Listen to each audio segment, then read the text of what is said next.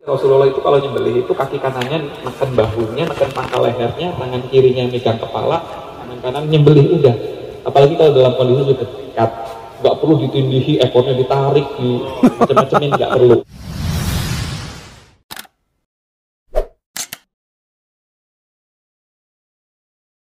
Gitu ya, jadi prinsipnya itu dulu gitu loh, nyembelih tapi nyembelih yang bagus, sapinya nggak terlalu sakit, nggak berontak, bahkan ketika diiris dia nggak berontak sama sekali, itu yang susah. Kalau nyembelih mah gampang gitu ya, asal punya tenaga, pisaunya tajam, selesai gitu. Itu. Nah, ini kenapa kesejahteraan hewan, keserawan ya memang dibikin toyib, dibikin ihsan. Sama tadi, jangan sampai menghadap kiblat, sunnahnya tuh sunnah yang nggak terlalu kuat, tapi bahwa berbuat baik, senangkanlah hewannya, itu dalilnya tuh kuat banget di paling atas. Jadi jangan sampai Pak, hanya demi menghadap kiblat diseret-seret, diguling-gulingkan, itu yang nggak boleh Pak. Tapi kalau diusahakan menghadap kiblat, oh kiblatnya ke sana, maka sapinya ngadep ke selatan dulu, dirobohkan, plek, ya silahkan saja. Sama halnya tadi memandikan sebelum itu, ya silahkan saja dimandikan Pak. Tapi jangan dimandiinnya tuh sudah tiduran, kelamaan. Mau doanya lama, ya silahkan saja doanya lama. Panjang, mau disebutin satu-satu, ya monggo saja silahkan. Tapi lakukanlah itu sebelum sapinya dirobohkan. Jadi nggak perlu sapi udah tiduran, kemudian dibilangin, oh si fulan binti fulan, belum lagi nungguin, belum menyaksikan. Sekarang tuh ada teknologi, direkam satu orang, menyaksikan dari mana-mana juga bisa, begitu loh. Nggak harus menyaksikan orang sekarang, tadi ada yang dari Arab, kurbannya di sini, begitu. Jadi nggak perlu. Jadi sesuatu hal itu jangan dibikin berlebihan. Sama halnya, oke, kembang. Saya agak tertarik, saya termasuk yang agak tidak. Ya, kenapa Pak? Sapi itu nggak tahu kembang itu, apakah dia jadi tambah seneng dengan kembang? Itu enggak. Bahkan mungkin bagi dia, ini wangi apa ya? Sangat menakutkan bagi dia. Jadi cukuplah dimandikan dengan bersih pakai air biasa. Jadi bersih dan lakukanlah itu sebelum sapinya dirobohkan kemarin atau mau diisi sebelum habis sholat subuh persis dimandiin bersih gitu. Jadi udah kering lagi, kemudian disembelih dalam kondisi badannya sudah bersih. Jadi bukan pada saat dia sudah tiduran kayak begini baru dimandikan, ditutupi kain mori segala macam. Ya mungkin niatnya baik, tapi bagi si hewannya nggak baik Pak, begitu loh. Mungkin niat kita bagus gitu loh, tapi bagi si hewannya, sapi itu nggak pernah tiduran loh, sapi itu duduk Pak. Itu yang menjadi masalah.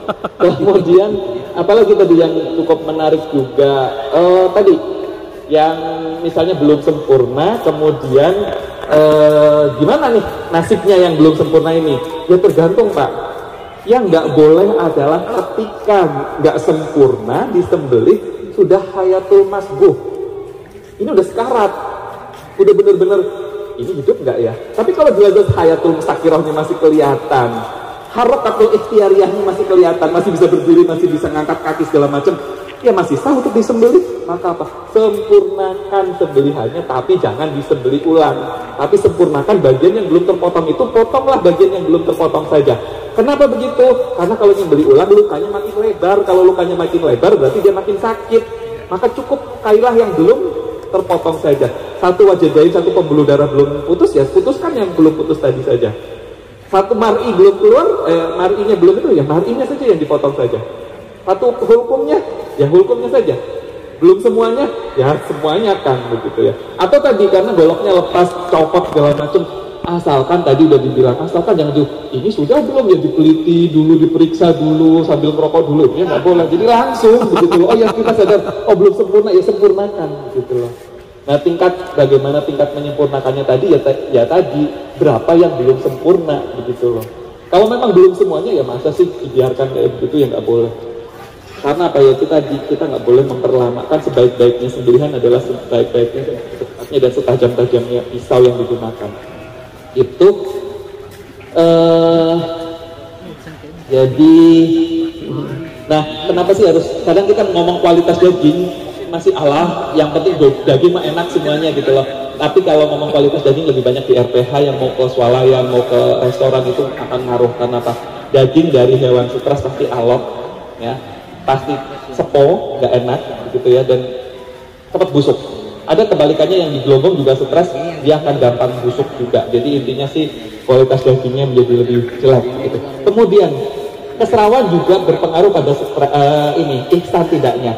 Hewan dibikin stres, maka dia akan banyak darahnya banyak dialirkan ke kepala. Darah akan dialirkan ke otot. Kenapa dialirkan ke kepala? Supaya dia mikir. gimana caranya ngadepin stres ini, aku mau lari, apa aku mau berantem, apa aku mau apa, pasti gitu. Saya kalau lagi stres juga jadi mikir, nggak bisa tidur.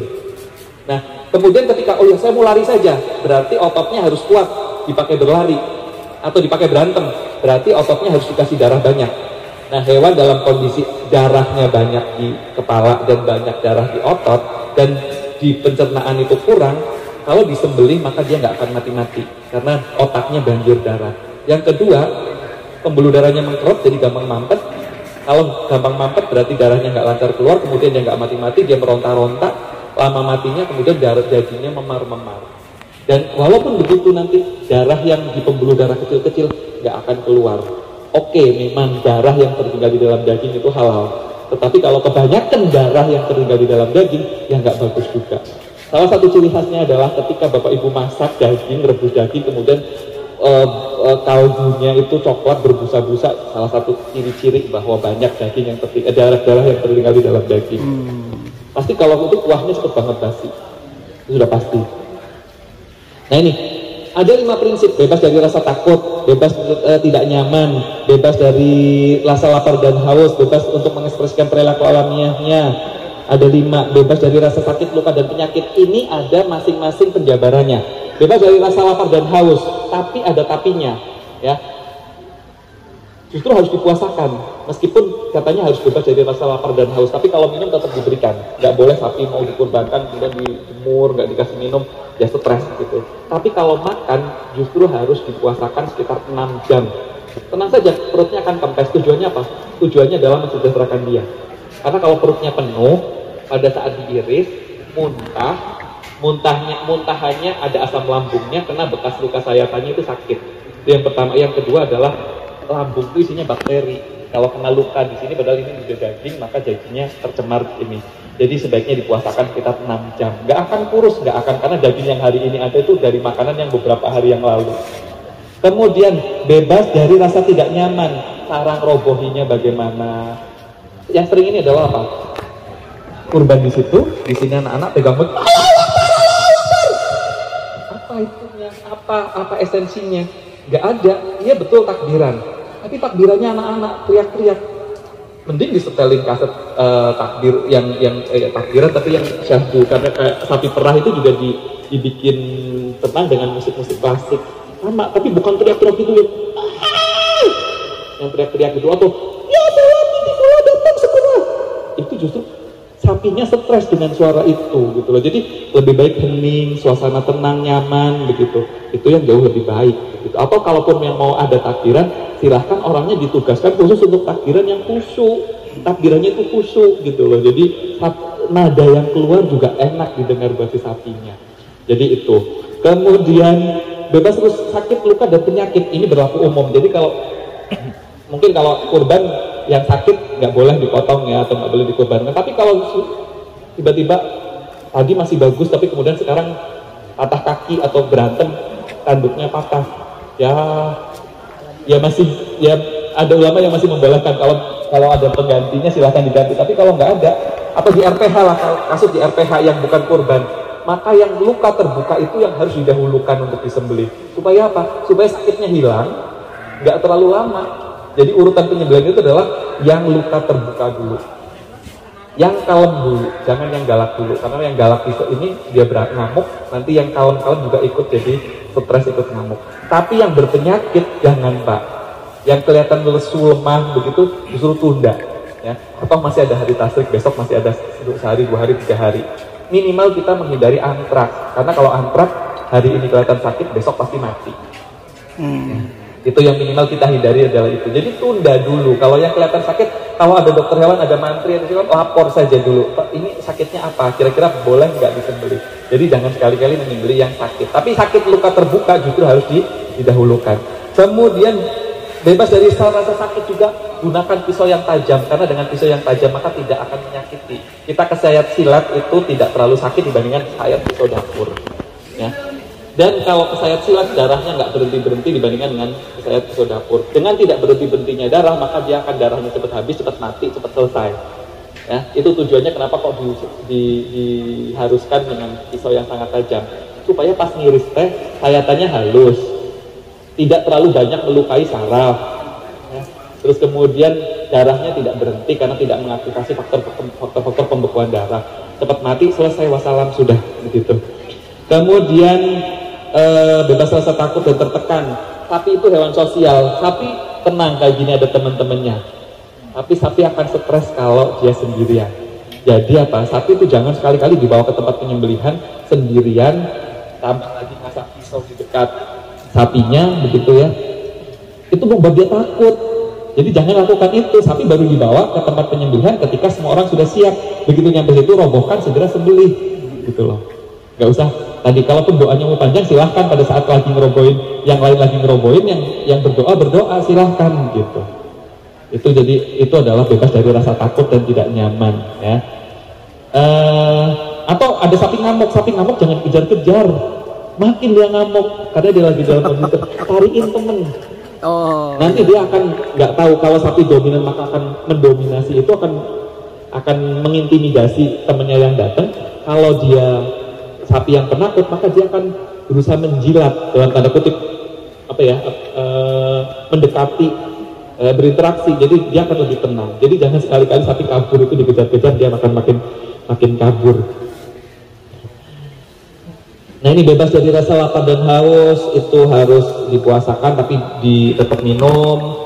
Tidak nyaman itu handling yang baik, dilakukan dengan metode yang sesuai. Nah, ini merobohkan sapi, saya tidak pernah menyarankan harus menggunakan ini itu ya. Nanti ini saya udah dipesenin Bang Fahmi, jadi nanti yang ini bisa didiskusikan nanti saja gitu ya. Nggak harus dengan rope, nggak harus dengan barley. Kalau sapi kupang dirobohkan dengan cara apapun, tetap memperhatikan aspek keselamatan manusia, tapi lakukanlah dengan cepat, jangan dibikin lama-lama. Kemudian waktu dari roboh sampai sembelih tadi harus sangat singkat, dan pengikatan yang tidak berlebihan. Nggak usah udah diikut masih ditindih-tindih. Kita amalkan aja, Rasulullah itu kalau nyembelih itu kaki kanannya neken bahunya, neken pangkal lehernya, tangan kirinya megang kepala, tangan kanan nyembelih, udah. Apalagi kalau dalam kondisi sudah terikat, nggak perlu ditindihi, ekornya ditarik, macam-macamin, nggak perlu begitu. Itu yang namanya berlebihan. Rasa takut tadi tidak boleh melihat temannya yang sedang disembelih, sebetulnya bukan melihat, tapi karena dia akan mendengar jeritan yang lagi disembelih, dia akan mencium aroma darah dari hewan yang disembelih. Jadi bukan dia melihat ya, jadi kita harus bukan melihat temannya yang disembelih, tapi dia mendengar dan mencium aroma dari darah yang ini. Dilarang mengasah pisau di dekat, kalau ulama sering bilangnya di depan, tapi sapi mah nggak tahu ini pisau, ini asahan, tuh nggak akan tahu. Ini asahan, ini pisau, itu nggak akan tahu. Tapi itu nggak tahu ini pisau, ini asahan, nggak tahu. Tapi yang dia takutkan adalah bunyi. Jadi yang betul adalah dilarang mengasah pisau di dekat hewan yang akan disembelih, karena dia akan mendengar suara gesekan tadi. Karena indranya sapi adalah yang pertama penciuman, pendengaran, baru kemudian matanya. Kemudian bebas untuk mengekspresikan palaku alamiahnya tadi, tidak dibiarkan sendirian, tidak pernah ditidurkan, atau tutup matanya. Jadi tutup matanya, dia akan tenang. Saya kalau kambing itu saya bisa nyembelih sendirian, itu dengan cara diinjak atau ditekan pakai ini, kepalanya saya pegang dengan ini, telinganya saya tutupkan ke mata, nggak berontak sama sekali. Kemudian ini direbahkan di sisi kiri. Nah, menghadap kiblat sunnah, tapi kalau direbahkan di sisi kiri teknikal, Pak. Kenapa direbahkan di sisi kiri? Karena lambung sapi itu ada di kiri, pintu masuknya ada di kanan. Kalau rebah di sisi kanan, pintu masuknya jadi di bawah. Pas disembelih nanti isi perutnya tumpah. Kalau di sisi kiri, maka pintunya di atas, jadi nggak gampang tumpah. Itu yang pertama. Terus lambungnya nggak akan menekan hati, usus dan segala macam, karena lambungnya ada di bawah.